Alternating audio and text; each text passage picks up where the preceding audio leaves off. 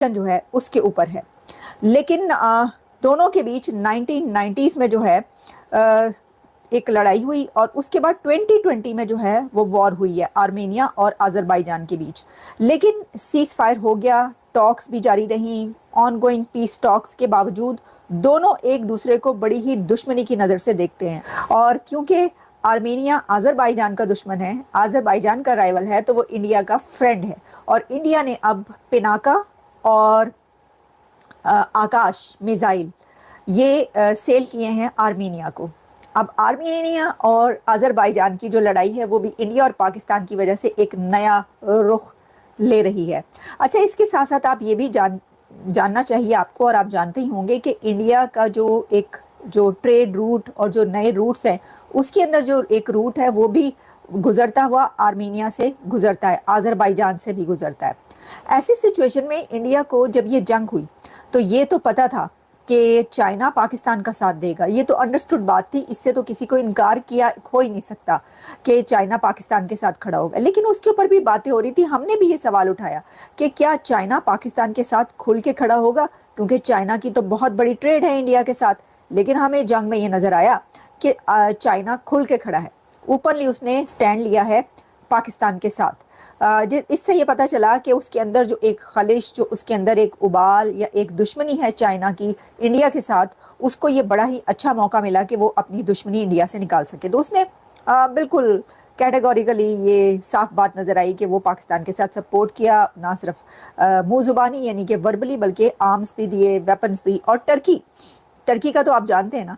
तो अब देखिए, टर्की और अजरबैजान को एक तरीके से ये काउंटर किया है इंडिया ने, आर्मीनिया को आर्म्स देकर। हो सकता है कि आगे ये इंडिया और पाकिस्तान की वॉर, एक और वॉर लगे, एक और जंग लगे, या इसी जंग का एक अगला हिस्सा भी हमें देखने को मिले। तो उसमें जो इंडिया के एक लेफ्टिनेंट जनरल हैं, लेफ्टिनेंट जनरल सुमर इवान ने एक प्रोग्राम में बात की है। वो एक शो में गए हुए थे और उस शो में बातचीत करते हुए इंडिया के लेफ्टिनेंट जनरल ने ये कहा कि पाकिस्तान का एक एक इंच हमारी रेंज में है, पूरा पाकिस्तान हमारी रेंज पर है। यानी उनका कहने का मतलब ये था कि हम जहाँ चाहें बमबारी कर सकते हैं, हम जहाँ चाहें उसको निशाना बना सकते हैं। और हमारी इससे आप ये भी समझ सकते हैं कि उन्होंने ये कहा है कि हमें पता है कि कहाँ पर क्या है। हमको पता चला कि 2 टर्किश एयरफोर्स के लोग मारे गए हैं in one of our raids in Pakistan. हमको ये भी पता चला है कि टर्किश ड्रोन्स काफी सारे यूज हुए और काफी सारे भारत ने शूट डाउन भी करे।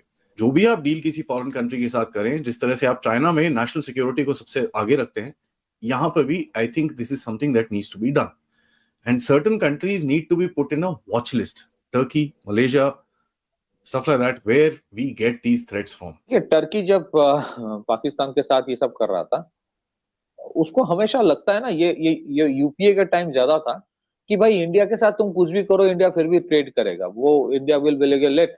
ये जो बाहर से नैरेटिव आता है कि don't mix business with politics, don't mix sports with politics, ये एक नैरेटिव बाहर से आया था।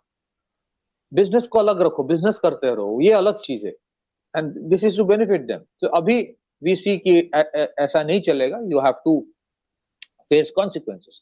मेरे लिए कॉन्सिक्वेंस क्या है for Turkey? What will Turkey be really bothered? Turkey का एडवर्सरी है कौन? Turkey's biggest adversary is Greece. Turkey's biggest bete noire या enemy is Armenia. There was an Armenian genocide history. तो जिस तरह से अर्मेनिया को पिनाका, अर्मेनिया को आकाश एयर डिफेंस सिस्टम या फिर कुछ आर्टिलरी भी दिया गया है, मोस्ट वेल फ्रॉम कल्याणी। मैं तो ये बोलूंगा ग्रीस को ब्रह्मोस दे दो, ग्रीस को ब्रह्मोस दे दो। That is what will make Turkey sit. अरे ये क्या हो गया? ठीक है, ये जो आप सेलिबी को हटाना जरूरी था, because it was handling something very sensitive. Your entire aviation data is with them.